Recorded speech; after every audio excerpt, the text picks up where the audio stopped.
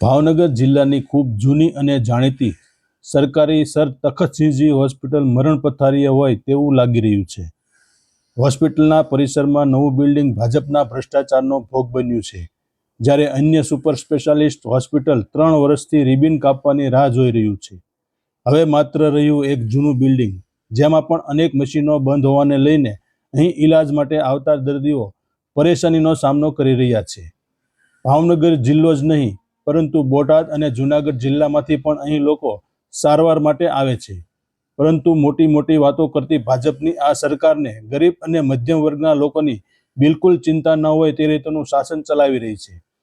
ત્યારે ભાવનગરમાં સરકારી હોસ્પિટલમાં આજે સીટી સ્કેન મશીન બંધ પડી જતા અનેક દર્દીઓ રજડી પડ્યા હતા, અને આ મશીન ક્યારે ચાલુ થશે તે અંગેની માહિતી પણ કોઈ દર્દીને આપવામાં નહીં આવતા અહીં સીટી સ્કેન માટે આવેલા દર્દીઓ ખૂબ જ યાતના અને પરેશાનીનો સામનો કરી રહ્યા છે।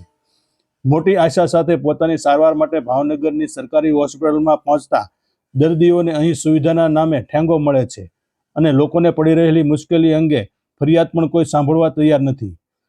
ત્યારે ગરીબ દર્દીઓ પ્રાઇવેટ હોસ્પિટલમાં જઈને મસમોટા હોસ્પિટલના બિલ ચૂકવવા માટે સક્ષમ નહીં હોવાને લઈને આ સરકારી હોસ્પિટલમાં સારવાર માટે પહોંચે છે, પરંતુ અહીં પણ તેમને મળે છે માત્ર નિરાશા। આપનું નામ? નિયાર કરાવ ક્યાંથી આવો છો? ગામડેથી મારા માજીને લઈને આવ્યો છું। 80 વર્ષની ઉંમર છે।